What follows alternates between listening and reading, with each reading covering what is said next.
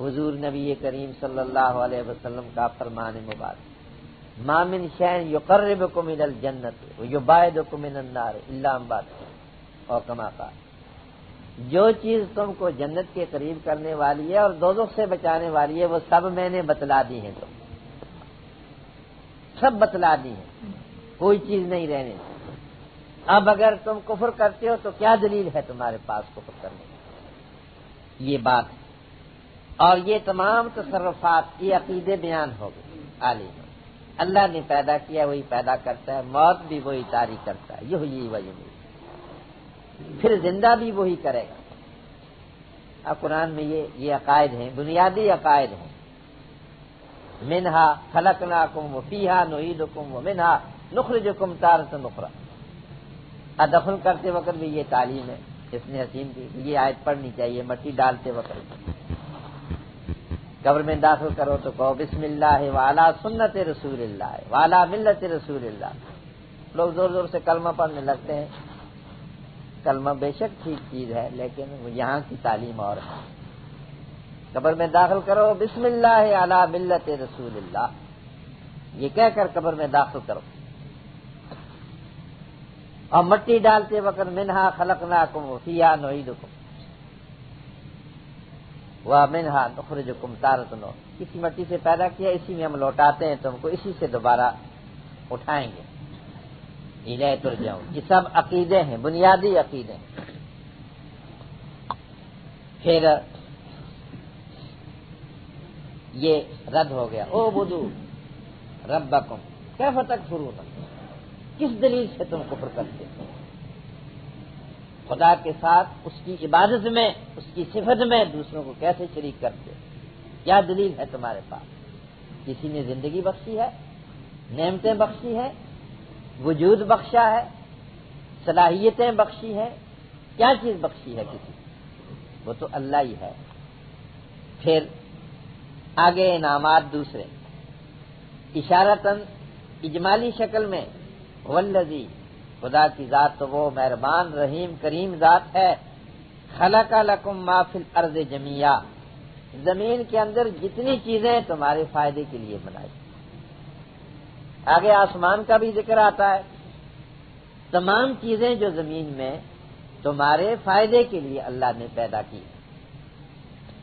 ہر چیز، غذا ہے، لباس ہے، پانی ہے، درخت ہیں، نباتات ہیں، خوشبوئیں ہیں، کئی چیز آلات ہیں جو نیک بختی اور کمال حاصل کرنے کے ذرائع ہیں، اور کئی چیزیں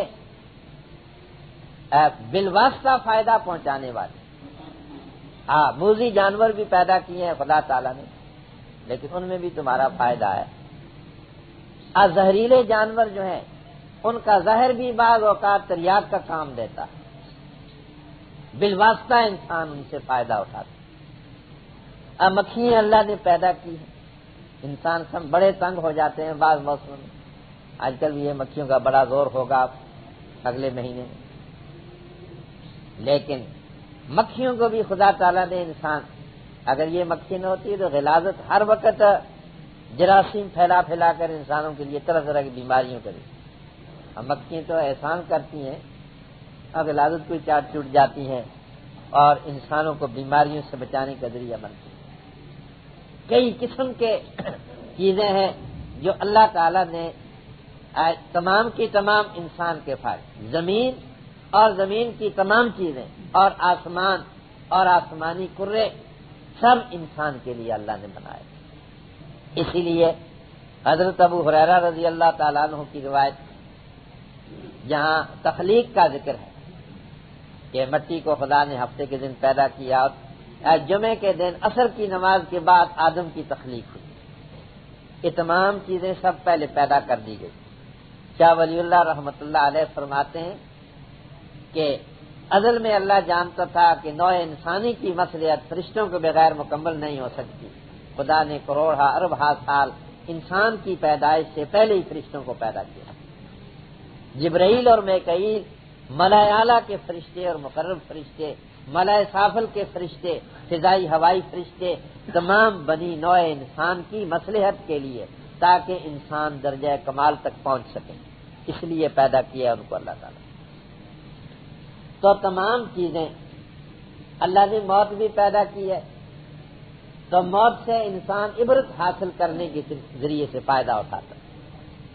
اب موت جو ہے حالانکہ بڑی خطرناک چیز ہے، لیکن انسانوں کی عبرت کا سامان۔ سعدی صاحب رحمۃ اللہ علیہ نے مثال دی ہے کہ بادشاہ اور وزیر صاحب بیٹھے ہوئے تھے، تو بادشاہ کہنے لگے کہ کاش اگر یہ موت نہ بودے کہ خوشبو دے، یہ موت اگر نہ ہوتی تو کیا اچھا ہوتا، ہم ہمیشہ بادشاہی کرتے۔ تو وزیر صاحب دانا تھے، کہنے لگے اگر موت نہ بودے این سلطنت بطرا کہہ رسید ہے، اگر موت نہ ہوتی تو تم تک یہ بادشاہی کہاں پہنچی؟ اب موت ہی ذریعہ ہے کہ تم تک یہ بادشاہی پہنچی ہے، ورنہ جس کے پاس ہوتی وہی بادشاہ ہوتا۔ تو موت سے انسان عبرت حاصل کرتا ہے، تو یہ بھی مفید ہے انسان کے لیے۔ تمام چیزیں اللہ نے انسان کے فائدے کے لیے۔ ایک اور مسئلہ بھی فقہاء کرام یہاں سے ذکر کرتے ہیں، محدثین بھی بیان کرتے ہیں، اصل چیزوں میں اباحت ہے۔ خلق لکم ما فی الارض جميعا، سب چیزیں تمہاری لیے، تو معلوم ہوا کہ اصل چیزوں میں اباحت ہے۔ ہاں جہاں کوئی دلیل آئے گی تو اس سے اس چیز کی حرمت ثابت ہوگی۔ جانور ہیں، کوئی چیز ہے، پھل ہے، سب کچھ جائز ہے، انسان کے لیے مباح ہے۔ ہاں جہاں دلیل آ جائے گی کہ ہاں اے خنزیر نہیں کھانا، مردار نہیں کھانا، فلاں قسم کا جانور نہیں کھانا، وہ حرام ہوں گے، ورنہ سب چیزیں حلال ہوں مباح ہوں گی۔ اصل چیزوں کے اندر اباحت کہ اللہ نے ان کی وضع ہی ایسی ہے کہ ان کو انسان کے فائدے کے لیے بنایا۔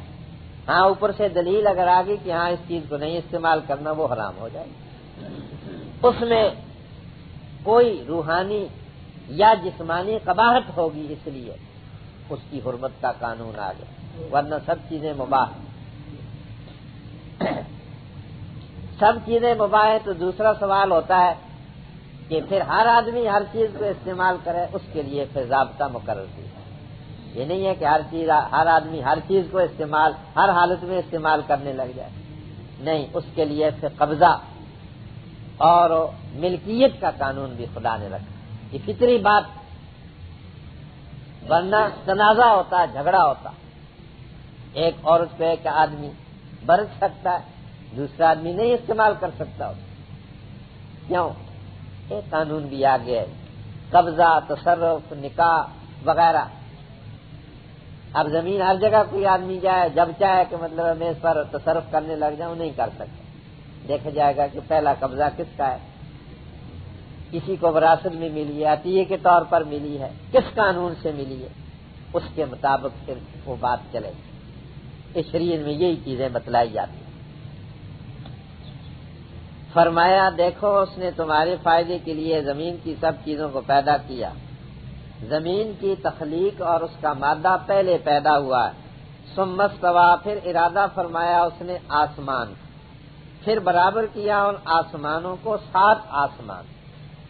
یہ 7 آسمان اوپر نیچے ہیں، طے بتہ، ہر آسمان سے دوسرے آسمان تک کتنی مسافت ہے جتنا زمین سے آسمان، ہر آسمان کی دبازت بھی اتنی ہے، 500 سال کی مسافت جتنی ہوتی ہے اتنی مسافت ہے، 7 آسمان ہیں۔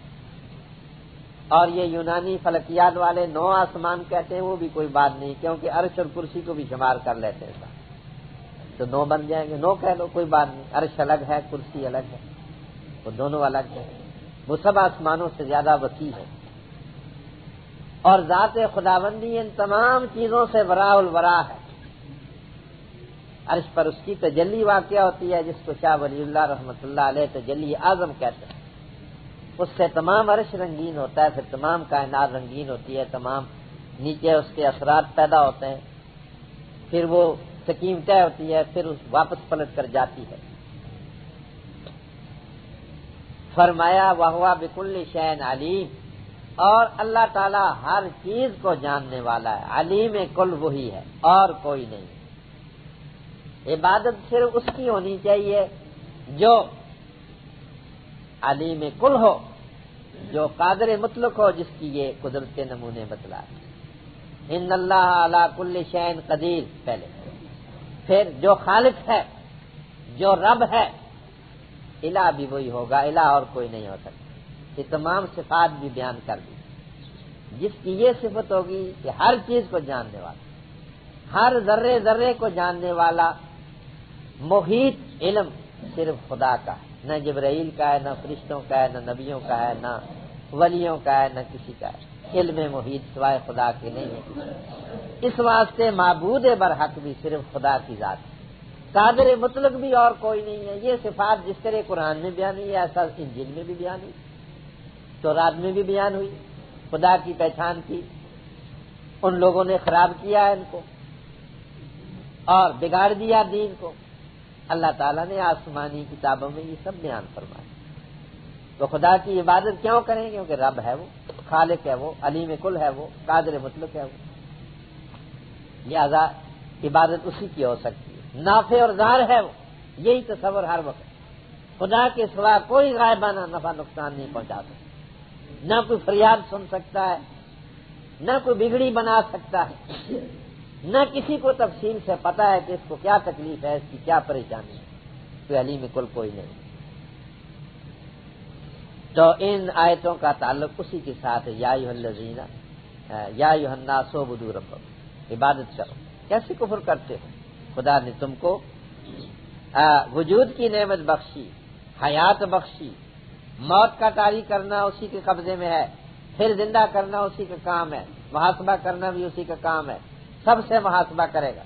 خدا نے تم کو دیکھو کیسی کیسی نعمتیں عطا فرمائی ہیں، زمین کی تمام نعمتیں تمہارے فائدے کے لیے، اس جگہ متاع لکم ولانعامکم، تمہارے لیے اور تمہارے مویشیوں کے فائدے کے لیے خدا نے، اور مویشی تمہارے خادم ہیں، ان کو تمہاری خدمت کے لیے پیدا کیا، اور حدیث میں بتلا دیا ہے کہ تمام دنیا تمہارے لیے پیدا کی ہے، خلقت دنیا لکم وخلقتم للآخرہ، تم کو آخرت کے لیے پیدا کیا کہ تم خدا کی عبادت کرو، تمام چیزیں تمہارے لیے پیدا ہیں، تم کو اللہ تعالیٰ کی معرفت اور اس کی عبادت کے لیے خدا نے پیدا کی۔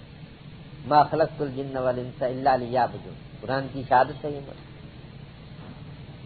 پھر اس نے آسمان کا پیدا کرنا قرآن میں موجود ہے، زمین کا مادہ پہلے پیدا کیا، پھر آسمان دخان کی شکل میں تھا، اس کو برابر کیا، پھر زمین کا پھیلاؤ بعد میں، والارض بعد ذلک دحاھا، پھیلاؤ زمین کا بعد میں ہوا، لیکن مادہ تخلیق پہلے ہوا ہے۔ آسمان دخان کی شکل میں تھے، خدا نے ان کو برابر کیا۔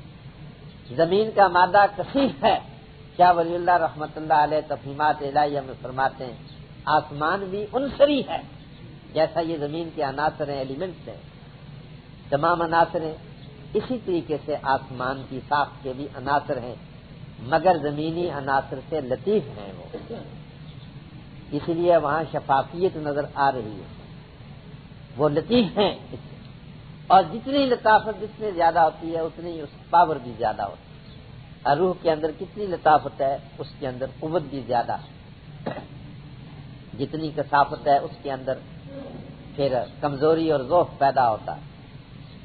فرمایا وَهُوَ بِكُلِّ شَيْءٍ عَلِيمٌ، وہ ہر چیز کو جاننے والا ہے۔ بسم اللہ الرحمن الرحیم۔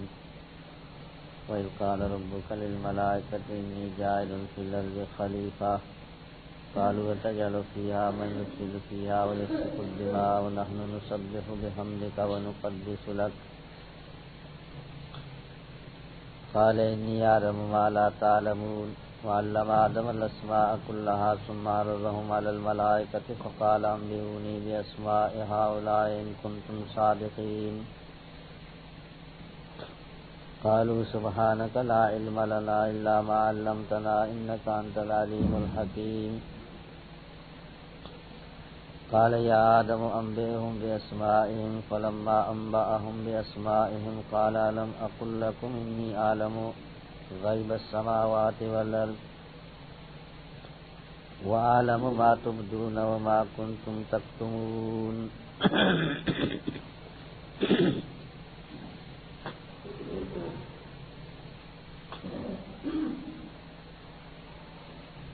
وَإِذْ قال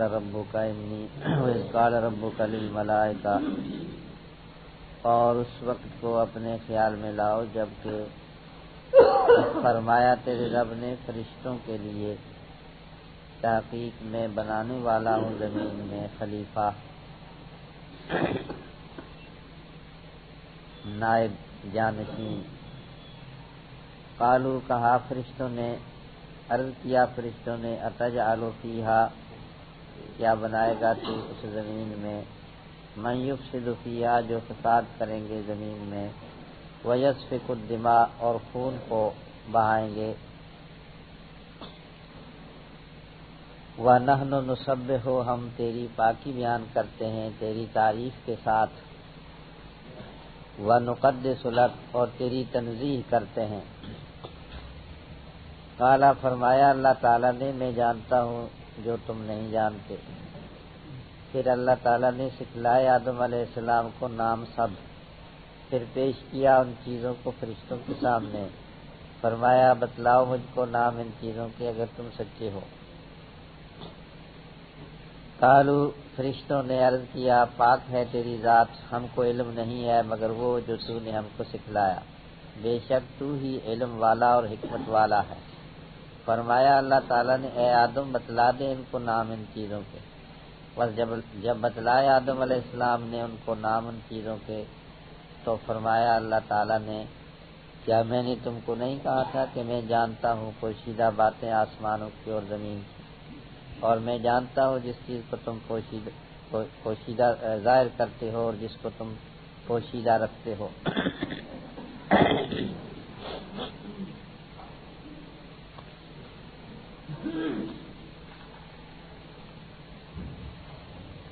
پہلے رکوع میں اللہ تعالیٰ نے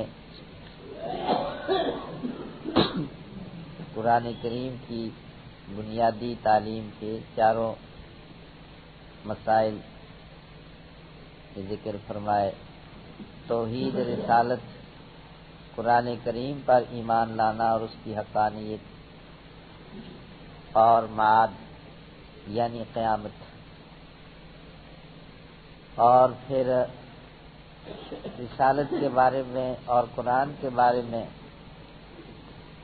جو لوگ شک کرنے والے تھے ان کا رد بھی فرمایا، اور اللہ تعالیٰ کی صفات کمال کا ذکر فرمایا، اور ان انعامات کا تذکرہ فرمایا جو اللہ تعالیٰ نے انسانوں کو عطا فرمائے ہیں۔ تو زیادہ تر انعامات وہ تھے جو مادی انعامات تھے۔ مادی انعامات کا ذکر تھا، انسان کا وجود ہے، زمین اور آسمان ہے، زمین کی تمام چیزیں ہیں، اور مختلف قسم کی روزی کی چیزیں ہیں جن سے انسان فائدہ اٹھاتے ہیں، پانی ہے، اور یہ ساری چیزیں مادی نعمتیں ہیں۔ ان مادی انعامات کا ذکر تھا جو اللہ تعالیٰ نے انسانوں کو عطا فرمائی ہیں۔ اب یہاں اس رکوع میں تخلیق آدم کا ذکر ہے، گویا کہ روحانی اور نفسانی نعمتوں کا ذکر اللہ نے فرمایا۔ یہ ساری جو پہلے رکوع میں ذکر کی گئی وہ مادی نعمتیں تھیں، اب روحانی اور نفسانی نعمتیں جو اللہ نے عطا فرمائی ہیں ان کا ذکر ہے، اور ساتھ ساتھ ہی آدم علیہ السلام کی تخلیق اور عرضی خلافت کا ذکر ہے۔ یہ بھی اہم ترین مسائل میں سے ہے، خلافت عرضی، آدم علیہ السلام کی تخلیق اور ان کو زمین میں خلیفہ مقرر کرنا۔ یہی خلافت جو ہے یہ نفسانی اور روحانی نعمتوں میں اونچے درجے کی نعمت ہے جو بنی نوع انسان کو اللہ نے عطا فرمائی۔ یہ باقی نعمتیں تو مادی نعمتیں تھیں، مگر یہ نعمت جو ہے یہ روحانی نعمت ہے، یہ بلند نعمت ہے، نفسانی نعمت مادی کے مقابلے میں کہہ سکتے ہیں اس کو، تو اس کا ذکر اللہ تعالیٰ نے فرمایا ہے، اور آدم علیہ السلام کی تخلیق سے اس کو ذکر کیا ہے، اور بنیاد اسی کو قرار دیا ہے،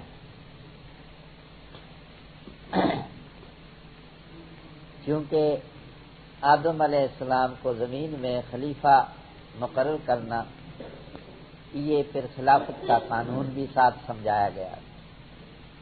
بالکل پہلی اور بنیادی بات کہ آدم کی تخلیق اللہ تعالیٰ نے بطور خلیفہ کے فرمائی، خلیفہ، پھر یہ خلافت بنی نوع انسان کے اندر رکھ دی۔ یہ خلافت کا مسئلہ جو ہے وہ بھی اسی سے واضح ہوتا ہے، اور اہم مسئلہ ہے، اور یہ اونچی نعمت ہے، مادی نعمتوں سے بلند نعمت ہے، اسی لیے احادیث میں اس کا ذکر ہے، قرآن کی آیات مبارکہ سے بھی یہ بات سمجھ میں آتی ہے کہ جو لوگ دنیا کی منزل کو طے کرنے کے بعد حشر نشر کا سلسلہ طے کرنے کے بعد جو لوگ جنت تک پہنچیں گے تو جنت میں ہر انسان بادشاہ ہوگا، ہر انسان بادشاہ ہوگا، اور دنیا میں تو بادشاہی کسی کسی کو نصیب ہوتی ہے، سینکڑوں ہزاروں لاکھوں میں اکا دکا آدمی جس کو حکومت نصیب ہوتی ہے، مگر جنت کا ہر آدمی بادشاہ ہوگا، اس کا وہی اعزاز ہوگا، بلکہ دنیا میں کسی بادشاہ کا وہ اعزاز نہیں ہوگا، وہ آرام نہیں ہوگا، وہ اس کے نوکر چاکر خادم نہیں ہوں گے، اس کے راحت کے سامان نہیں ہوں گے جو جنت میں ہر ایک ادنا سے ادنا انسان کو نصیب ہوگا۔ تو یہ خلافت جو ہے یہ اونچی نعمت ہے، آدم کی تخلیق ہی خلافت کے مقصد کے لیے ہوئی ہے۔ تو اب یہ خلافت کا مسئلہ ذکر کیا گیا ہے، اور یہ روحانی نعمتوں میں ہے۔ اللہ تعالیٰ فرماتا ہے وَإِذْ قَالَ، اذ اور قَالَ کی ترکیب، یہ اس بات کو ذرا اپنے دھیان میں لاؤ، غور کرو، یاد کرو اس بات کو کہ جب تیرے پروردگار نے فرشتوں کے سامنے فرمایا، یہ آدم کی تخلیق کے دور کا ذکر ہے، دوسرے دوروں کا حال ہم نہیں جانتے، کسی کو خواب میں بھی معلوم نہیں کتنے دور گزرے ہیں۔ یہ جو دور ہے یہ آدم علیہ السلام کا دور ہے۔ شاہ ولی اللہ رحمۃ اللہ علیہ اپنی کتاب تفہیمات الہیہ میں فرماتے ہیں، اور اسی طریقے سے شاہ محمد اسماعیل شہید رحمۃ اللہ علیہ نے اپنی کتاب ابقات میں اشارتاً ذکر کیا ہے کہ ایک حکیم انسان کا کمال یہ ہے کہ ایک دور کی بات کو ابتدا سے انتہا تک سمجھ لے، ایک دانا آدمی اور حکیم آدمی وہ، یہ امام مجدد الفسانی رحمۃ اللہ علیہ، یہ شاہ عبدالعزیز، شاہ اسماعیل شہید، خود ان کے جد حضرت شاہ ولی اللہ محدث دہلوی، یہ حکماء امت، یہ آخری دور کے حکماء، پہلے بڑے بڑے حکماء گزرے۔ تو حکیم آدمی کا کمال یہ ہے کہ وہ ایک دور کو ابتدا سے انتہا تک سمجھ لے۔ ہم جس دور کے اندر ہیں یہ آدم کا دور کہلاتا ہے۔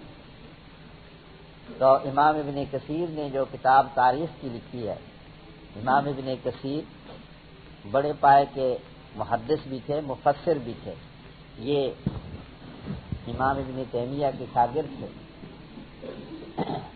یہ 8ویں صدی میں گزرے۔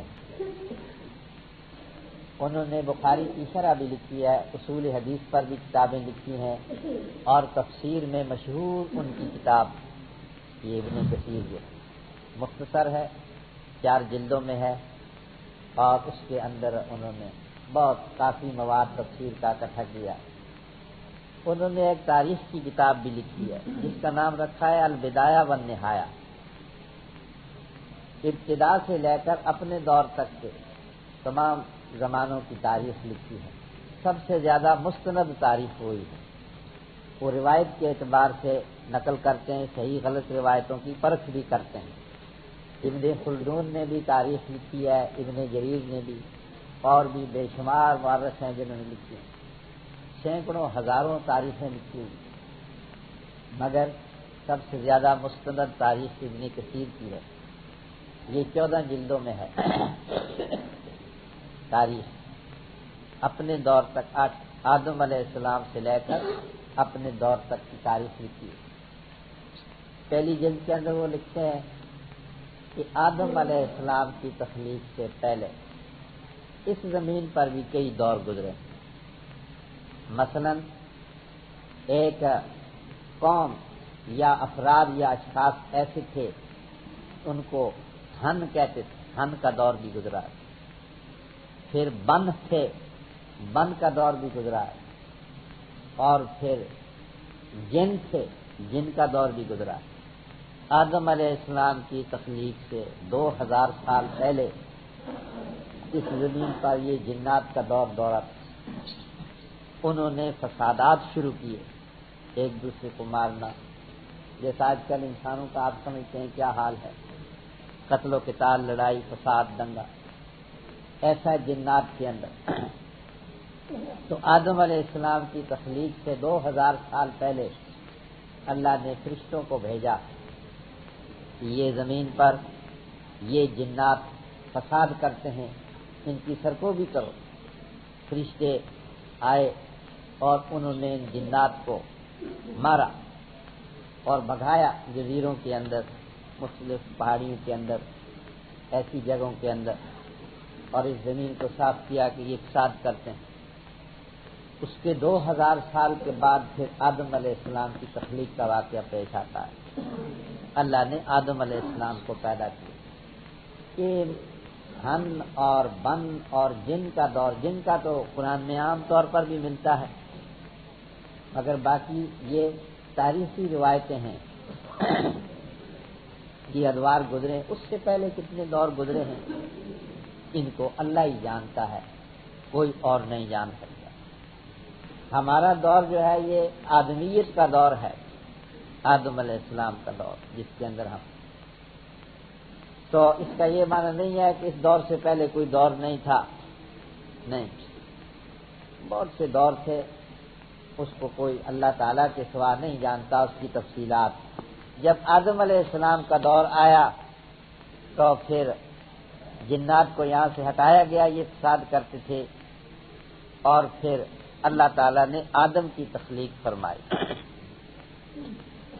تو فرمایا اس بات کو اپنے دھیان میں لاؤ ذرا، جب تیرے پروردگار نے فرشتوں کے سامنے کہا کہ انی جاعل فی الارض خلیفہ، دوسری آیتوں میں ہے انی خالق من طین بشرا، میں مٹی سے انسان بنانے والا ہوں۔ جنات کا مادہ تو والجان خلقنا من قبل من نار السموم، آگ سے، ان کا عنصر جو ہے، جنات کا عنصر جو ہے وہ آگ ہے اور ہوا ہے، اور آدم کا جو مادہ ہے تخلیق ہے وہ خاکی ہے، اور تمام عناصر ہیں اس کے اندر، جتنے بھی ایلیمنٹس ہیں خارجی دنیا میں، جتنے عناصر پائے جاتے ہیں وہ آدم کے وجود میں موجود ہیں۔ آدم کی تخلیق پیچیدہ ہے سب چیزوں سے، باقیوں کی سادہ۔ فرشتے ایک خاص نوری مادے سے پیدا کیے گئے، درجہ اول کے فرشتے، درجہ دوم کے، درجہ سوم فرشتوں کے درجہ اول سے لے کر یہ زمین پر جو فرشتے رہتے ہیں یہ 7واں درجہ بنتا ہے۔ کیا ولی اللہ محدث دہلوی رحمۃ اللہ علیہ فرماتے ہیں سب سے عالی درجہ ملائے اعلیٰ کا ہوتا ہے، وہ حاملین عرش، پھر حافین حول العرش، پھر حضیرت القدس کے فرشتے، پھر آسمانوں کے فرشتے، پھر فضائی فرشتے، پھر ہوائی فرشتے اور پھر ارضی فرشتے. یہ 7واں طبقہ ہوتا ہے. یہاں تک 7 طبقات ہیں. حجت اللہ البالغہ میں شاہ ولی اللہ رحمۃ اللہ علیہ نے فرمایا کہ فرشتوں کا مادہ تخلیق ایسا ہی تھا جیسا کہ وہ آگ جو موسیٰ علیہ السلام پر ظاہر ہوئی تھی. اور طور پر جب سفر میں جا رہے تھے موسیٰ علیہ السلام کو جب نبوت ملی تھی ایک درخت پر آگ ظاہر ہوئی تھی. موسیٰ علیہ السلام آگ لینے کے لیے گئے تھے. بیوی بیمار تھی, حاملہ تھی, راستے میں زچگی کی تکلیف بھی شروع ہو گئی. بھیڑ بکریاں ساتھ تھی, اندھیرا تھا رات کا. وہ سارا واقعہ قرآن میں موجود ہے. اشارتاً بعض باتوں کی طرف اشارہ ہے, بعض تصریح سے موجود ہے. آگ لینے کے لیے گئے تھے. وہ آگ درخت پر ظاہر ہوئی تھی. وہ حجاب نوری تھا یا حجاب ناری تھا, وہ آگ نہیں تھی. کیوں آگ کا خاصہ جلانا ہے, فنا کرنا ہے.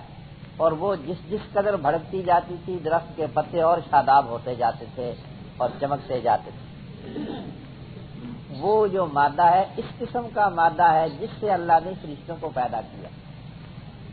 ایسا نوری مادہ ہیں, سب مادی مادہ ہی ہے وہ. اس سے اللہ تعالیٰ نے فرشتوں کو پیدا کیا. ان کے اندر روحیں ڈالی, مقدس روح ہیں. فرشتوں میں بھی ایسے ہی روح ہے جیسا انسان کے اندر ایک جسم ہے, مادی جسم ہے, ایک روح ہے. ایسے ہی فرشتوں کے اندر بھی ہے, ایسے ہی شیاطین کے اندر بھی ہے. ان کا مادہ تخلیق جو ہے نہایت ہی گندا اور غلیظ ہوتا ہے.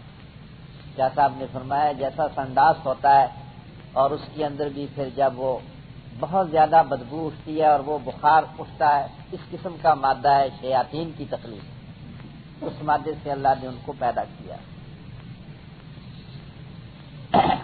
اور جنات جو ہیں عام طور پر جنات کا مادہ ہے تخلیق وہ ناری فرمایا. نار کے اندر دونوں چیزیں ہوتی ہیں, ہوا بھی ہوتی ہے, گیس بھی ہوتی ہے, اور ساتھ ساتھ اس کے اندر تپش والا مادہ بھی ہوتا ہے.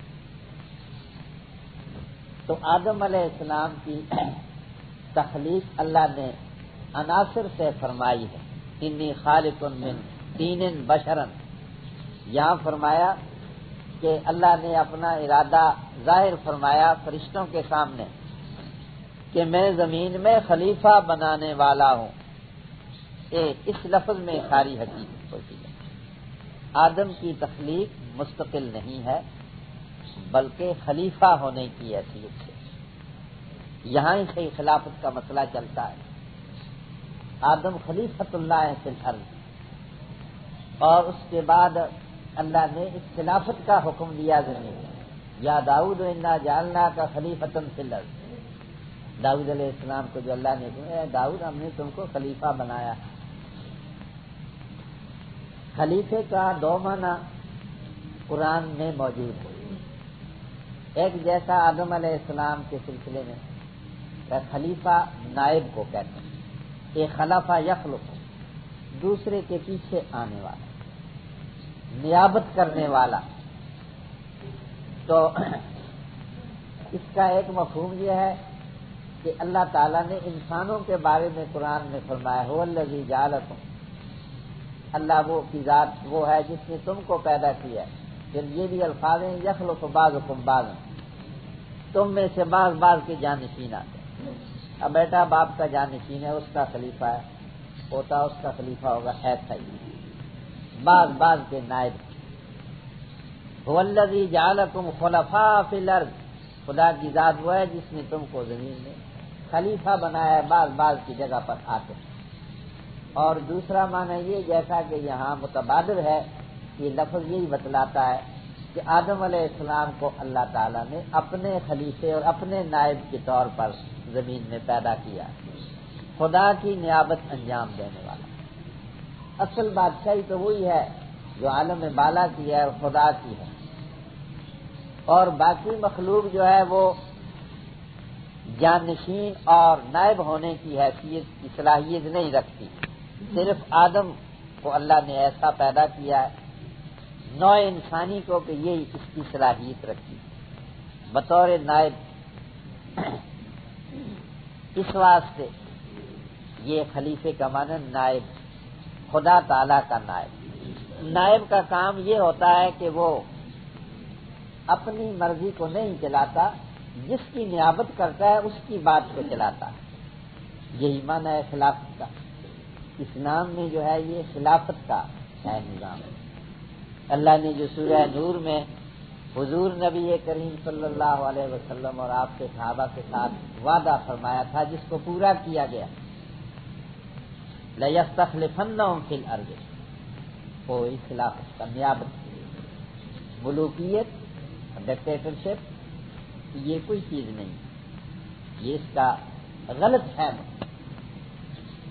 بلکہ اصل جو نظام وہ خلافت کا نظام بھی، یہ اپنی چیز نہیں، ہم تو نائب ہیں، اس کے حکام کو چلانے والے ہیں، خلافت۔ اسی لیے یہ خلافت کا سلسلہ، یہ اس کو اپنا ایک خلیفہ منتخب کرنا، اس کو سوائے ایک فرقے کے خارجی فرقہ جو حضرت علی رضی اللہ تعالیٰ عنہ کے زمانے میں پیدا ہو گیا تھا، اس فرقے کے علاوہ وہ کہتے ہیں کوئی نہیں چاہیے، اللہ ہی کی حکومت ہے، کوئی انسان مطلب ہے، کوئی نائب وغیرہ نہیں ہے، کچھ نہیں، وہ انارکسٹ ہیں، خارجی، وہ غلط ہیں۔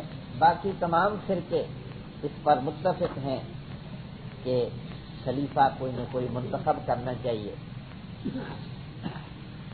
اہل سنت والجماعت کہتے ہیں واجب ہے خلیفے کا منتخب کرنا، یہ وجوب کا درجہ رکھ سکتا ہے۔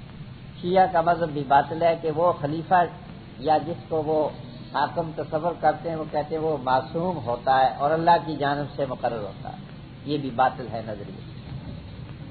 بلکہ اہل سنت اور اہل حق کا جو نظریہ ہے، اس کو منسوخ نہیں کیا گیا، مقرر نہیں کیا گیا، بلکہ جماعت پر چھوڑا گیا ہے کہ جماعت اس کو منتخب کرے، اور واجب ہے، بغیر خلیفے اور حاکم کے انتظام درست نہیں ہو، کیونکہ حضور نبی کریم صلی اللہ علیہ وسلم کی تعلیم مبارک سے اور قرآن کی تعلیم کی وجہ سے صحابہ کرام اس بات کو خوب سمجھتے تھے، اس لیے حضور علیہ الصلوۃ والسلام کی وفات کے بعد آپ کو دفن کرنے سے پہلے یہ مسئلہ طے کیا گیا۔ ترمذی شریف کی روایت میں صاف ہے کہ اگر یہ مسئلہ طے نہ کیا جاتا تو جو اختلافات تھے وہ کس طرح ختم ہوتے۔ حضور کی وفات کے بارے میں بھی اختلاف ہو گیا، تو جو خلیفۃ المومنین تھا، حضور کا جو جانشین تھا، اس نے اس مسئلے کو ختم کیا، اس کا میرے پاس اس کا علم ہے۔ حضور کے دفن کرنے کے بارے میں بھی جھگڑا اٹھا تھا، حضور کو کہاں دفن کرنا ہے، کسی نے کہا تھا بیت المقدس لے جائیں گے، کوئی گروہ کہتا تھا نہیں مکے لے جائیں گے جہاں سے ہجرت کی، تو خلیفۃ المسلمین ابو بکر نے کہا میرے پاس اس کا علم موجود ہے، کیوں جھگڑتے ہو؟ میں نے حضور کی زبان مبارک سے سنا ہے کہ وہی جگہ جس جگہ حضور صلی اللہ علیہ وسلم کی وفات ہوئی آپ کو وہیں دفن کیا جائے۔ حضور کے تمام معاملات کے بارے میں یہ خلیفہ، تو صحابہ کرام نے وہ بڑے سمجھدار تھے، اس لیے انہوں نے پہلے یہ مسئلہ طے کر لیا، خلیفہ بنا، اس کے حکم کے مطابق ساری باتیں طے ہوئی۔ باقی یہ ہے کہ ایک جماعت پر اللہ نے یہ رکھا ہے کہ وہ مقرر، قرآن میں یا پیغمبر صلی اللہ علیہ وسلم نے نام لے کر نہیں فرمایا کہ یہ خلیفہ ہوگا، یہ ہوگا۔ ہاں اشارتاً بات سمجھا دی گئی تھی کہ یا باللہ والمومنون الا ابا بکر، میرے بعد بھائی اللہ تعالیٰ بھی انکار کریں گے کہ ابو بکر کے سوا کوئی نہیں ہونا چاہیے خلیفہ، اور مومن بھی اس کے سوا کسی بات کو نہیں برداشت کریں۔ اشارتاً کہہ دیا، لیکن یہ نہیں کہا کہ میرے بعد ابو بکر کو خلیفہ بنانا۔ اور پھر اگر ایک خلیفہ بہترین آدمی کا انتخاب کر دے، جیسا کہ ابو بکر صدیق نے اپنی جانب سے عمر کا انتخاب کر کے خط لکھ کر دے دیا کہ جا کر کے لوگوں کے سامنے پڑھ دینا، تو یہ بھی ہو سکتا ہے۔ حضرت عمر نے بہترین آدمی جو تھے ان کی شورا، 6 آدمیوں کی شورا، فرمایا یہ 6 آدمی وہ ہیں کہ جب حضور دنیا سے رخصت ہوئے تھے ان سے بڑے راضی تھے، آپ یہ طے کریں گے خلافت کا معاملہ۔ انہوں نے طے کیا، ایک کو حضرت عثمان کو منتخب کر لیا، اور چوتھی صورت یہ ہے کہ غلبہ پا کر کوئی آدمی حکومت حاصل کر لے. کہتے ہیں کہ غلبہ پانے والا بھی اگر شریعت کے احکام کو جاری کرے گا اس کی اطاعت بھی ضروری ہوگی. اگر شریعت کے احکام جاری نہیں کرے گا وہ کسی کی اطاعت بھی نہیں.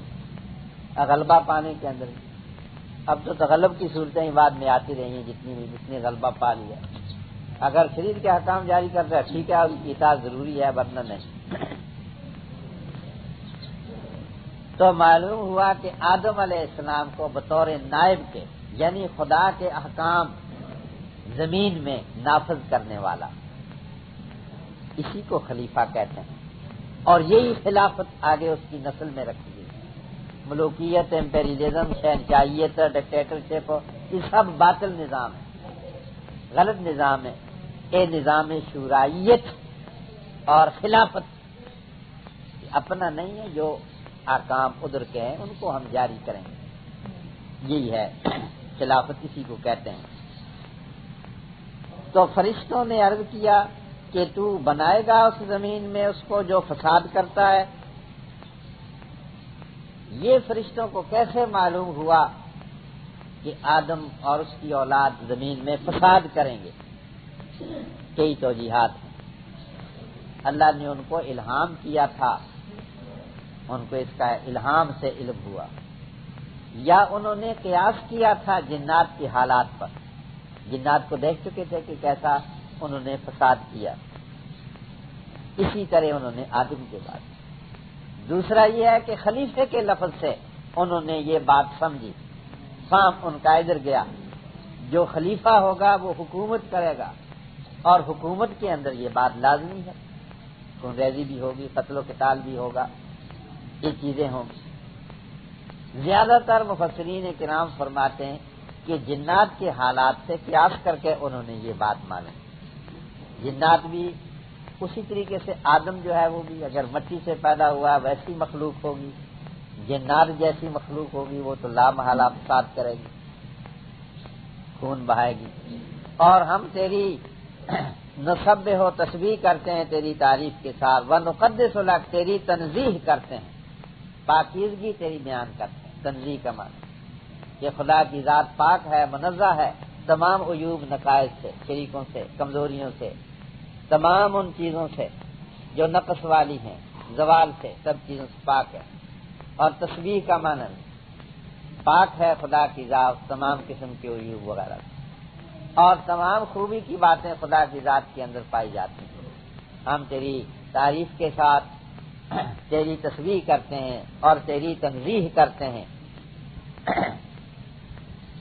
اللہ نے فرمایا انی عالم ما لا تعلم.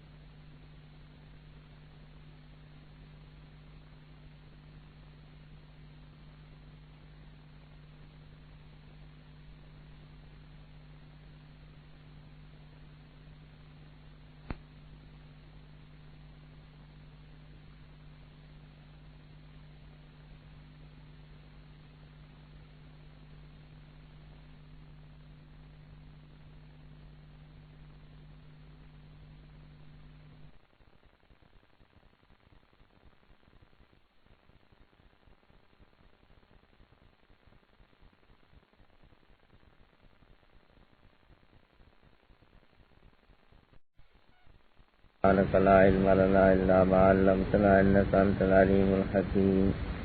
قال يا آدم أنبئهم بأسمائهم فلما أنبأهم بأسمائهم قال ألم أقل لكم إني أعلم غيب السماوات والأرض وأعلم ما تبدون وما كنتم تكتمون.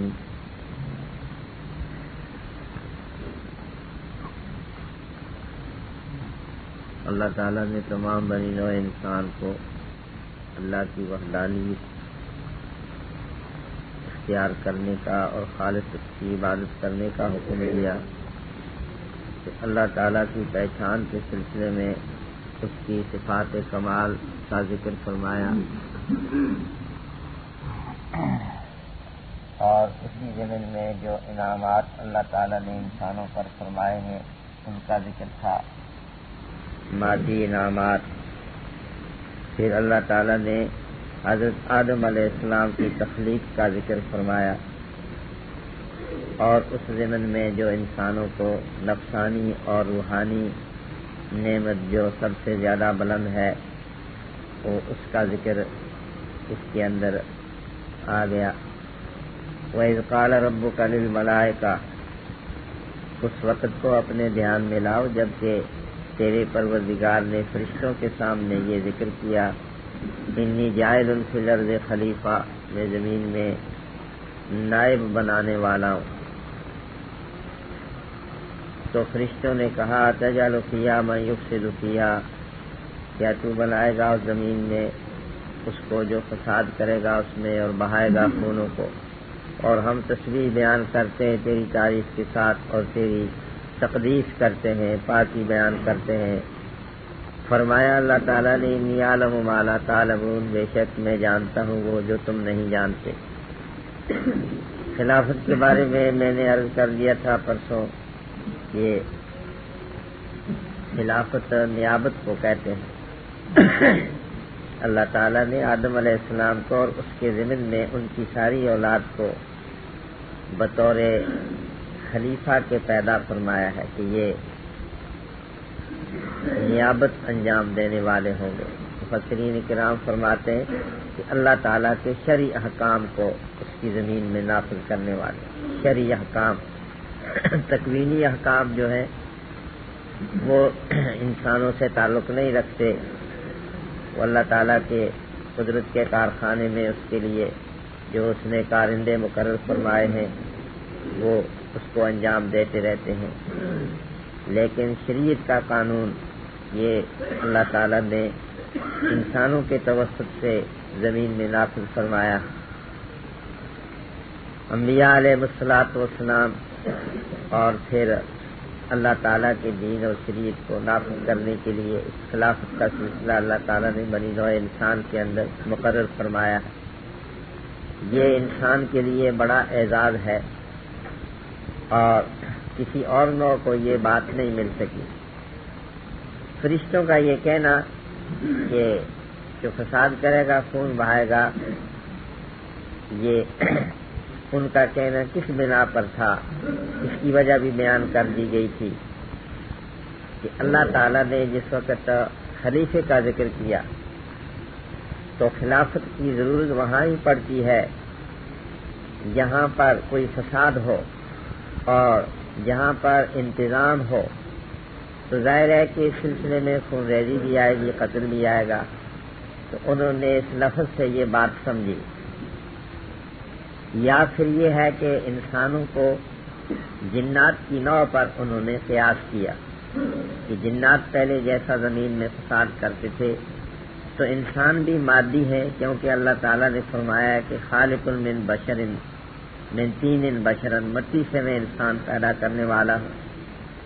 تو جنات بھی ان عناصر سے پیدا کیے گئے تو انہوں نے زمین میں فساد کیا، ان کو ہٹایا گیا.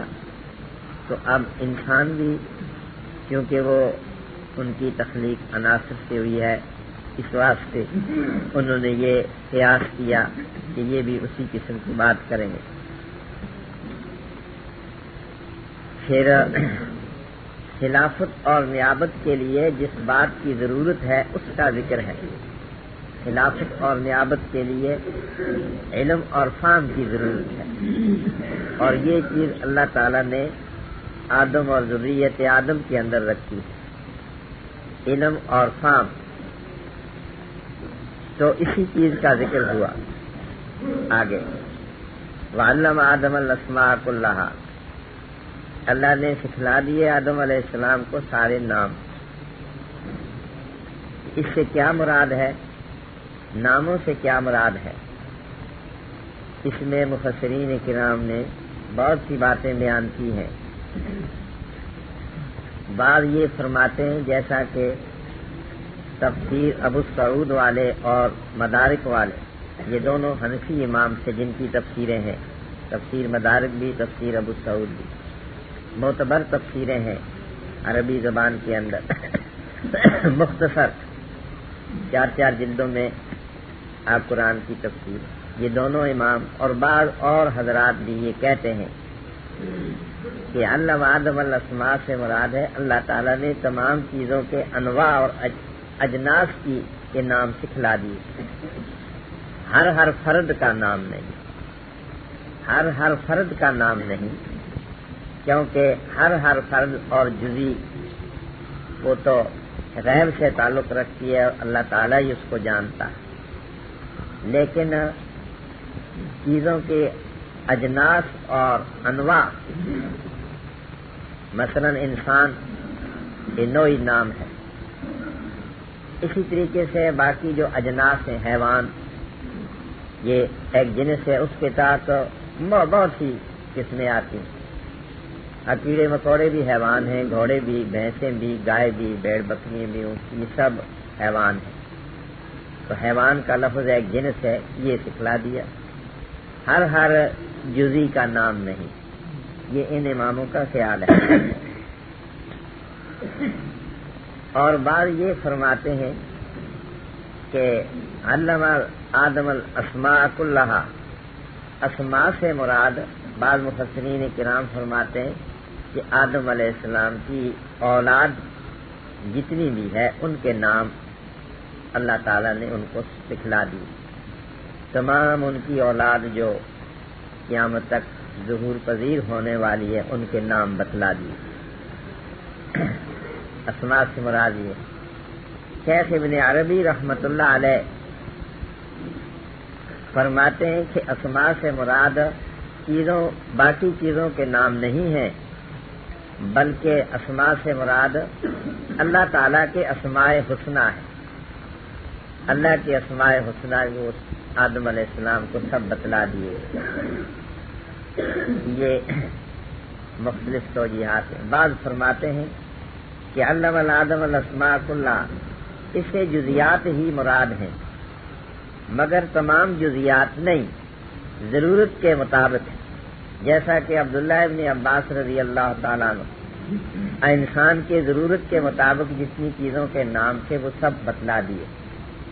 اس کی مثال بالکل ایسی ہے جیسا کہ قرآن میں آتا ہے اوتیت من کل شین، وہ سبا کی ملکہ جو تھی اس کو اللہ تعالیٰ وہ دی گئی تھی من کل شین، ہر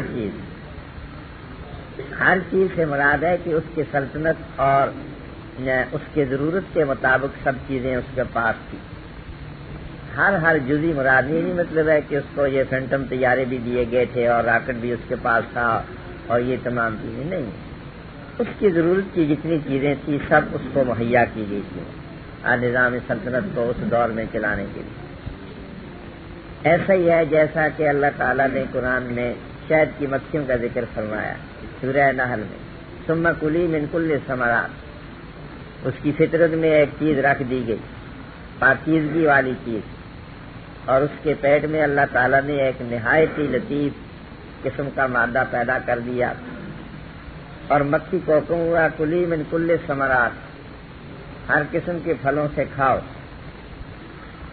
تو ہر قسم کے پھلوں سے یہ مراد نہیں ہے کہ وہ اخروٹ اور بادام کا بھی وہ کھائے، نہیں، اس کی ضرورت کے مطابق اور اس کی رسائی کے مطابق جتنے پھل ہیں وہ اس پر جا کر بیٹھتی ہے، کھاتی ہے، اور پھر اس سے اللہ تعالیٰ شہد پیدا کرتا۔ اتنی بات ہے کہ گندی چیز جو ہے اس پر شہد کی مکھی نہیں بیٹھے گی، گندی چیز پر نہیں بیٹھے گی، اس کی فطرت میں، اور مکھیوں کی شریعت جو ہے اس کے قانون میں یہ، چنانچہ مشاہدے اور تجربے سے یہ بات معلوم ہوئی ہے کہ اگر شہد کی مکھی گندگی اور غلاظت پر اگر بیٹھ جائے اور اس کا پتہ چل جائے، شکایت ہو جائے، تو فوراً اس کا مقدمہ پیش کیا جاتا ہے اور اس کو سزائے موت دی جاتی۔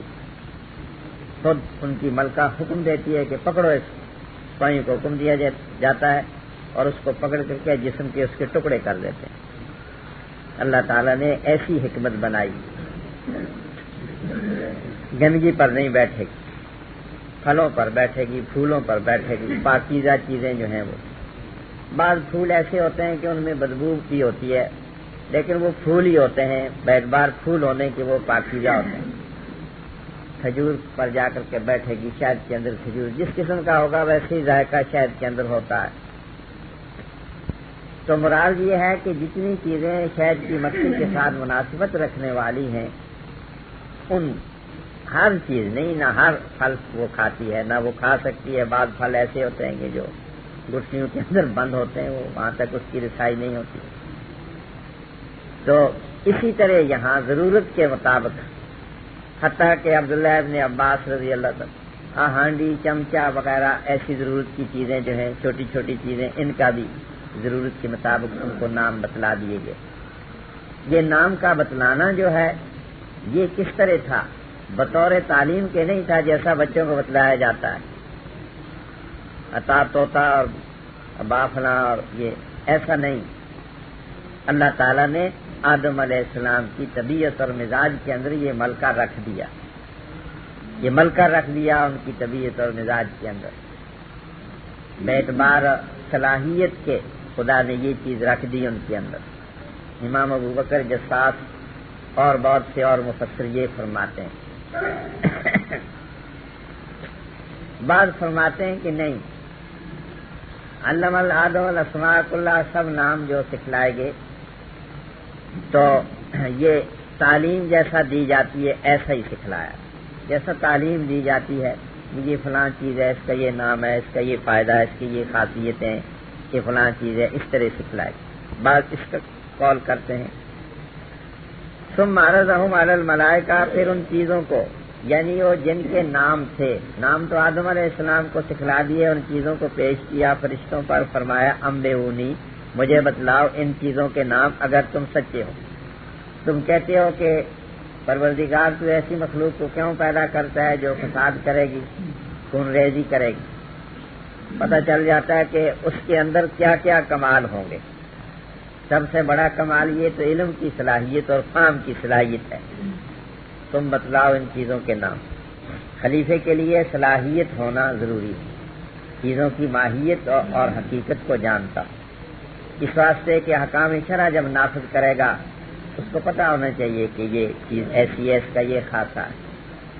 فرض کرو کہ شراب کی خاصیت سے اگر وہ واقف نہیں ہے کہ یہ شراب ایسی چیز ہے اور اس طریقے سے انسان کی عقل کو خراب کرتی ہے، نشے میں مبتلا کرتی ہے، وہ سزا کس طرح دے گا؟ لہذا ان چیزوں کی ماہیت اور حقیقت بھی اللہ تعالیٰ نے آدم علیہ السلام کو سکھلائی۔ یہ خلافت کے ساتھ مناسبت رکھنے والی بات ہے، خلیفے نے انتظام کرنا اور انتظام کے اندر ان چیزوں کا معلوم ہونا ضروری ہے۔ تو فرشتوں پر پیش کیا، فرمایا بتلاؤ ان کے نام اگر تم سچے ہو۔ تو قالو، فرشتوں نے جواب میں کہا سبحانک، پاک ہے تیری ذات، لا علم لنا، نہیں ہے علم ہمارے اندر، ہمارے پاس، مگر وہ جو تو نے ہم کو سکھلایا۔ جتنا سکھلایا ہے اتنا ہی ہم جانتے ہیں، باقی تو ہم جانتے نہیں۔ انک انت العلیم الحکیم، بے شک تو ہی ہے علم والا اور حکمت والا، حکمت بھی تیرے پاس ہی ہے اور علم بھی سارا تیرے پاس ہی ہے۔ ہم ہی تو جتنا سکھلایا ہے اتنا ہی جانتے ہیں اور نہیں جانتے، اپنی عاجزی کا اقرار کر لیا۔ تو فرشتوں کی نگاہ آدم علیہ السلام کی بہیمیت پر، یہ عناصر سے جو پیدا ہوگا اس کے اندر بہیمیت بھی ہوگی۔ بعض فرماتے ہیں، کیا ولی اللہ محدث دہلوی رحمۃ اللہ علیہ تو یوں فرماتے ہیں اپنی کتاب تعویل الاحادیث میں کہ فرشتوں کو اللہ تعالیٰ نے آدم کے متعلق بتلا دیا تھا کہ آدم ایسا ہوگا، اس میں ملکیت بھی ہوگی اور بہیمیت بھی ہوگی۔ ان کی نگاہ بہیمیت کی طرف گئی اور باقی ملکیت کی طرف نہ جا سکی اس وقت جب انہوں نے یہ کہا. تو جب اللہ تعالیٰ نے آدم علیہ السلام کا جو کمال تھا یعنی علم اور فہم اس کو جب پیش کیا تو فرشتوں نے عاجزی کا اقرار کر لیا یہ ہمارے اندر نہیں. تو جس کے اندر یہ علم اور فہم ہوگا خلافت کا مستحق وہی ہوگا, تنظیم وہی کر سکے گا. اب یہ کہنا کہ اللہ تعالیٰ نے فرشتوں کو سکھلایا ہی نہیں, آدم کو سکھلایا اور پھر ان کا امتحان لیا, تو یہ چیز عجیب معلوم ہوتی ہے. اگر فرشتوں کو بھی ایک چیز سکھلا دی جاتی تو وہ بھی جواب دیتے. مولانا شاہ اشرف علی تھانوی رحمۃ اللہ علیہ فرماتے ہیں کہ بات یوں ہوئی تھی کہ آدم علیہ السلام کو جب یہ چیزیں سکھلائی گئی تھی, ان چیزوں کے نام جب تعلیم دی گئی تھی تو فرشتوں کے سامنے ہی تعلیم تھی. آدم کو چونکہ ان چیزوں کی ضرورت تھی انہوں نے ان کو خوب اپنے ذہن میں رکھ لیا, محفوظ کر لیا. فرشتوں کے حسب حال نہیں تھی وہ چیزیں, لہذا وہ نہیں اس کو ضبط کر سکے. ایسا نہیں ہے کہ ان سے چھپا کر کے تعلیم دی. تو پھر امتحان کا وقت جب آیا جی بالکل ایسا ہوتا ہے جیسا ایک کلاس میں پڑھنے والے 10-20 بچے ہوتے ہیں, طالب علم ہوتے ہیں, سب کو بتلایا جاتا ہے, لیکن امتحان کے وقت کوئی بتلا دیتا ہے کوئی نہیں بتلا سکتا. یہ صلاحیت پر ہوتی ہے بات. بعض پورا جواب دے دیتے ہیں, بعض نہیں دیتے, ٹھیک کی بات بتلائی, بعض کو کچھ بھی نہیں آتا. حالانکہ استاد نے جب تقریر کی تھی سارے ہی سن رہے تھے. ایسا ہی تھا, آدم علیہ السلام نے ملائکہ کے سامنے ہی آدم علیہ السلام کو بتلایا تھا. تو یہ چیزیں ان کے حسب حال تھی وہ تو محفوظ کر گئے, اور فرشتوں کے حسب حال نہیں تھی انہوں نے محفوظ نہیں کیا. تو اپنی عاجزی کا اقرار کر لیا اور صاف کہا سبحانک لا علم لنا انت العلیم الحکیم. علیم اور حکیم تو تو ہی ہے اور کوئی بھی نہیں. واللہ بکل شیء محیط جیسا علیم کل خدا کی ذات ہی ہے اور کوئی بھی نہیں. جتنا ہم کو سکھلایا ہم اتنا ہی جانتے ہیں. اللہ تعالیٰ نے فرمایا یا آدم, اے آدم, انبئہم بتلا دے ان کو ان چیزوں کے نام. فلما انبأہم آدم علیہ السلام کو حکم سے انہوں نے فر بتلا دیا.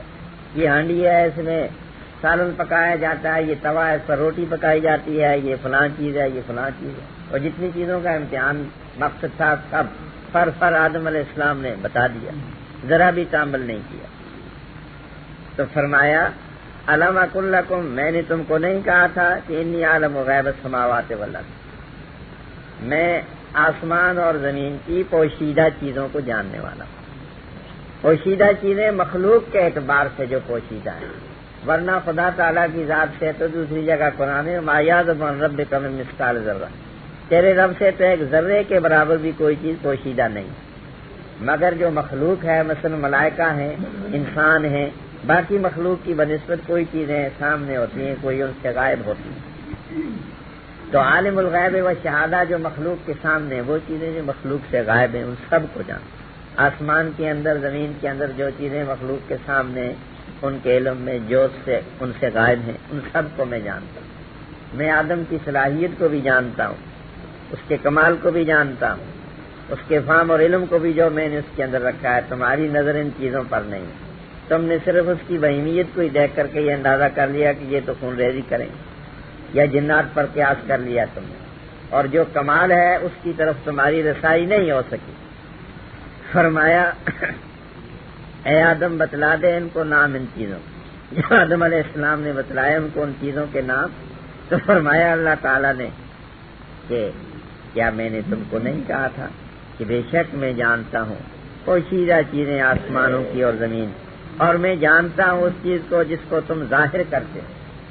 اور ظاہر کرنے میں یہ بات بھی آ سکتی تھی کہ شاید ملائکہ یہ عرض کر رہے ہیں اللہ کی بارگاہ میں کہ اگر کوئی کسی حکم کی تعمیل کرانا مقصد ہے تو ہم حاضر ہیں, ہم تیری تسبیح تقدیس کرنے والے ہیں, تو خلافت اور نیابت کے لیے ہم حاضر ہیں, ہمیں جو حکم دیا جائے ہم اس کی تعمیل کرنے کے لیے تیار.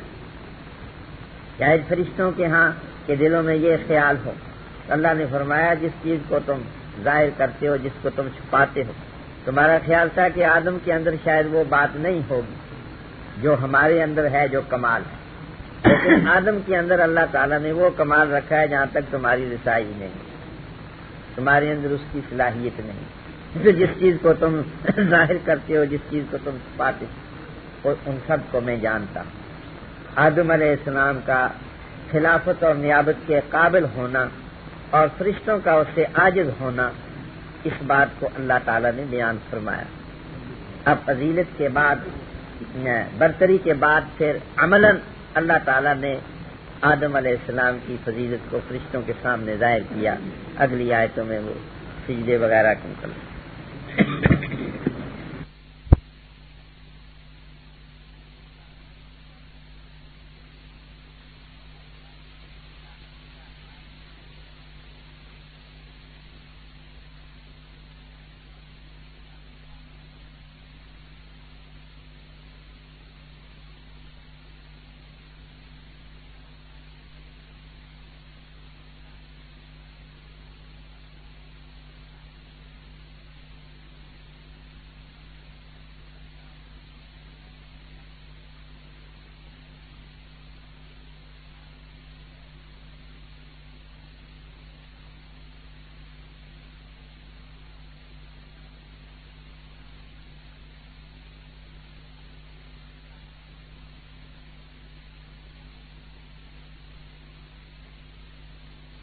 الشیطان الرجیم بسم اللہ الرحمن الرحیم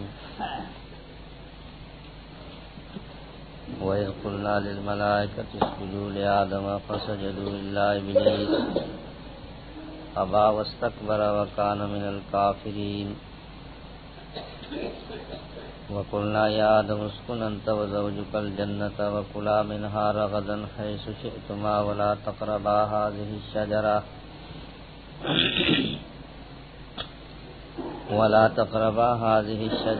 فتكونا من الظالمين فأزلهما الشيطان عنها فأخرجهما مما كانا فيه فقلنا اهبطوا بعضكم لبعض عدو ولكم في الأرض مستقر ومتاع إلى حين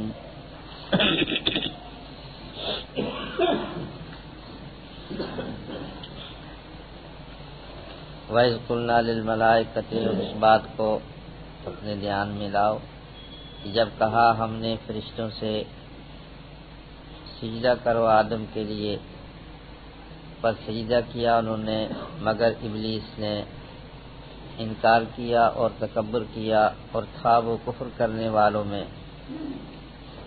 اور ہم نے کہا اے آدم اسکن انت وزوجکا، رہو تم اور تمہاری بیوی جنت میں، وَكُلَا مِنْهَا، اور کھاؤ تم دونوں اس میں سے، رغدن کشادگی سے، فراغت اور وسعت سے، حیث شئتما جہاں سے بھی تم چاہو، وَلَا تَقْرَبَا، اور تم دونوں نہ قریب جانا اس درخت کے، پس ہو جاؤ گے تم دونوں ظلم کرنے والوں میں سے۔ فَأَزَلَّهُمَا الشَّيْطَانُ عَنْهَا، پس پھسلایا ان دونوں کو شیطان نے اس سے، فَأَخْرَجَهُمَا، نکالا ان کو، مما کانا فیہ، اس سے، اس نعمت سے جس کے اندر تھے وہ۔ اور ہم نے کہا اتر جاؤ، بعض تمہارے بعض کے لیے دشمن ہیں، اور تمہارے لیے زمین میں ٹھکانہ ہے، ومتاع، اور فائدہ اٹھانے کی بات ہے، الی حین، ایک وقت تک۔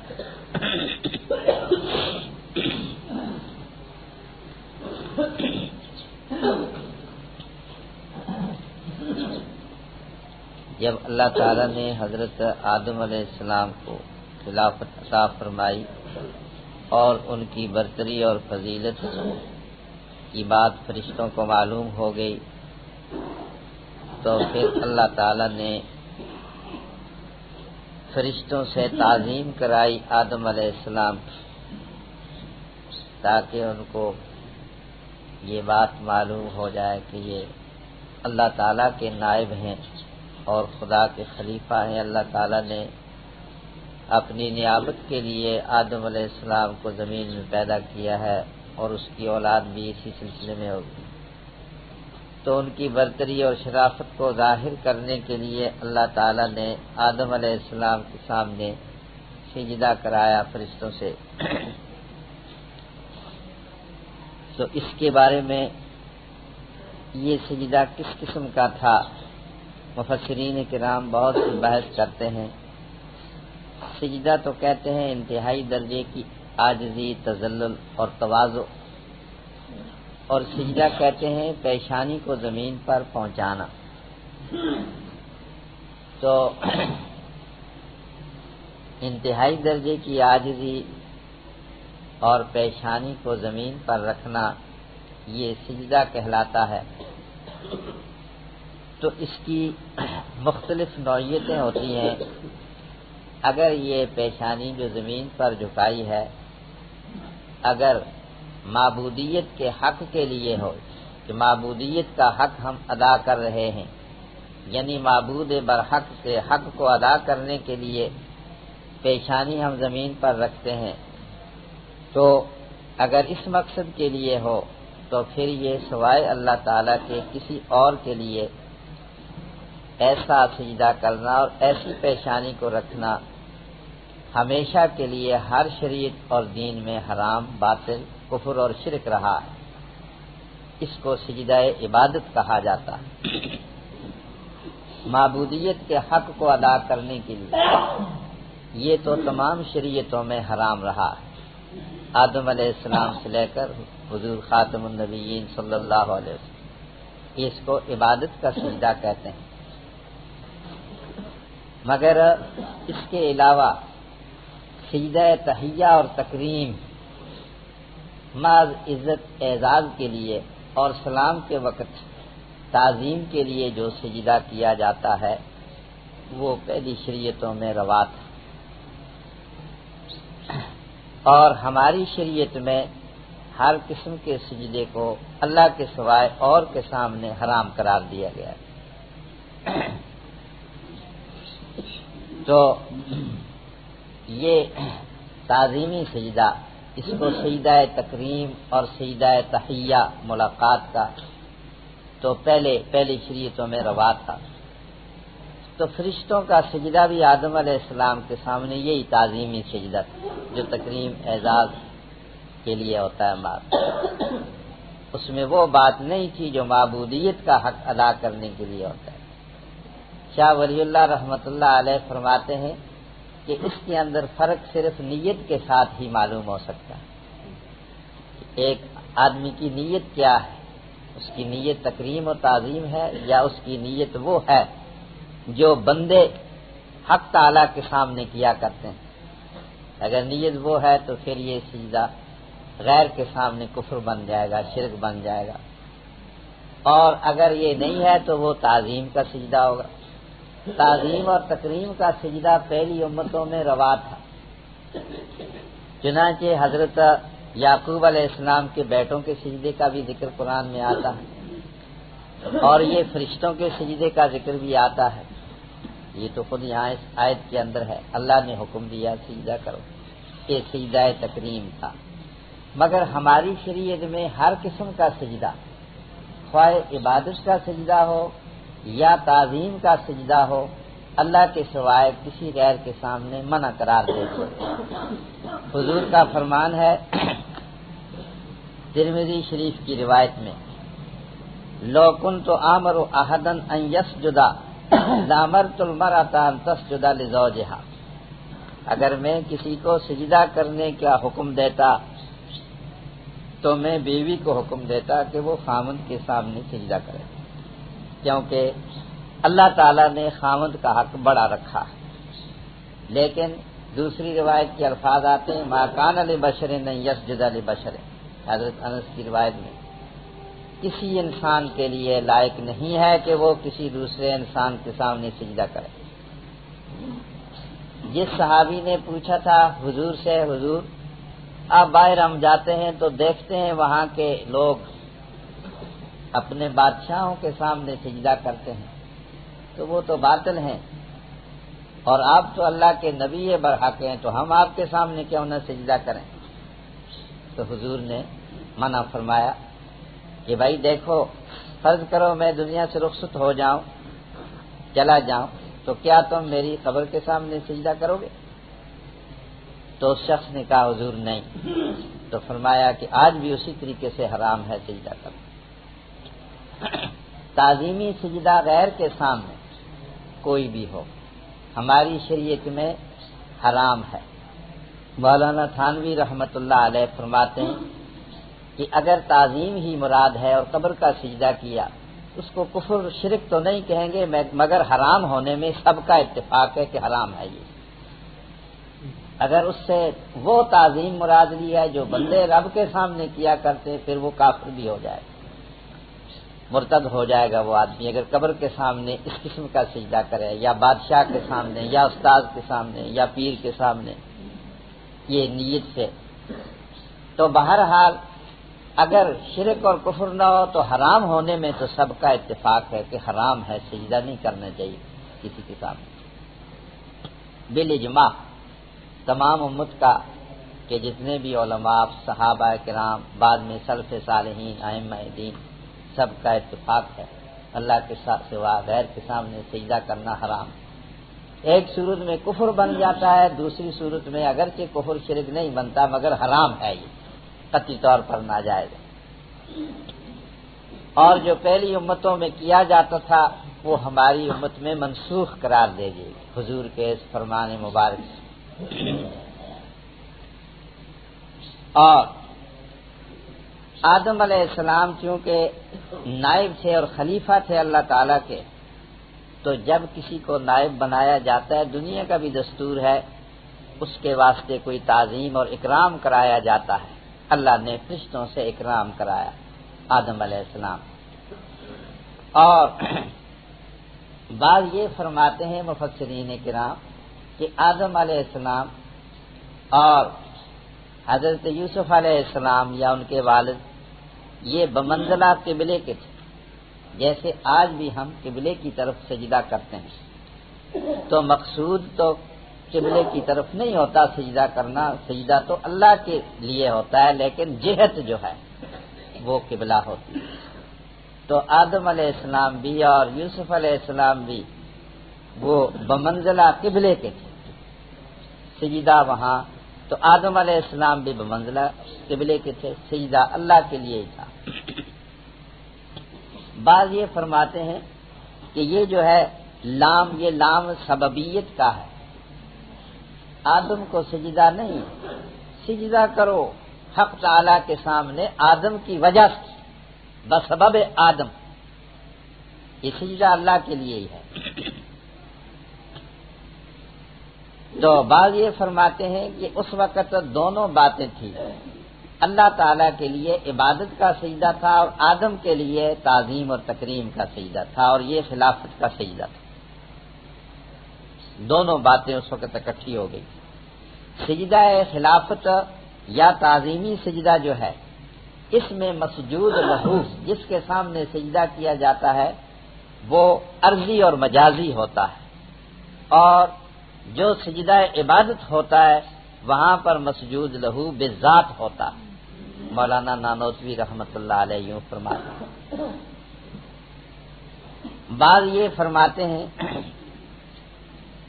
کہ مولانا عبید اللہ سندھی رحمت اللہ علیہ وہ بھی مفسر قرآن فرماتے ہیں کہ اس وقت سجدہ اس تجلی کے لیے تھا جو آدم علیہ السلام کے قلب پر قائم تھی، برابر خدا کی تجلی بڑی زبردست طریقے پر پڑ رہی تھی، فرشتے اس تجلی کی سجدہ کر رہے تھے، جیسا کہ مولانا نانوتوی رحمت اللہ علیہ نے یہی توجیہ کعبے کے بارے میں کی۔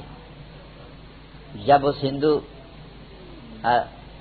دیانند سرسوتی نے سوال کیا تھا کہ ہم اگر پتھروں کو سجدہ کرتے ہیں تو تم بھی پتھروں کی بنی ایک دیوار کو سجدہ کرتے ہو، ایک مکان کو سجدہ کرتے ہو، تو مولانا نے فرمایا ہرگز نہیں، ہم تو اس تجلی کو سجدہ کرتے ہیں جو وہاں پر خدا کی تجلی پڑتی ہے سب سے زیادہ عظیم تجلی، اور تجلی کو سجدہ کرنا وہ تجلی تو خدا کی صفت ہوتی ہے، گویا کہ ہم خدا کو سجدہ کرتے ہیں اس دیوار کو نہیں۔ دلیل یہ ہے کہ دیوار اڑ جائے وہاں سے، فرض کرو کعبے کی دیوار اڑ جائے وہاں سے بالکل ہی نہ رہے، ہم پھر بھی وہاں ادھر ہی سجدہ کریں گے، اور تمہارا بت جو ہے وہ جہاں تم اٹھا کر رکھتے ہو ادھر سجدہ کرتے ہو، معلوم ہوا تمہارا مقصود یہ ہے، ادھر رکھا ہوا ہے ادھر اس کے سامنے سجدہ کیا، دوسری طرف رکھ دیا تو ادھر جا کر سجدہ کیا، تمہارا مقصود وہ ہے، ہمارا مقصود وہ تجلی الہی ہے۔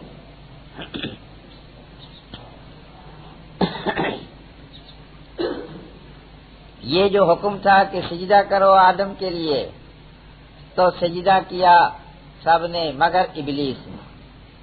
تو فرماتے ہیں کہ جنات کو بھی حکم تھا، جن میں سے ابلیس تھا، بلکہ ابو الجنات، تو وہ بھی ان کے اندر ملا ہوا تھا، فرشتوں کے اندر، اس کو بھی حکم، اس واسطے کہ جب حکم کسی بڑے کو ہوتا ہے تو جو اس کے ماتات ہوتے ہیں، چھوٹے ہوتے ہیں، وہ سب اسی حکم میں آتے ہیں۔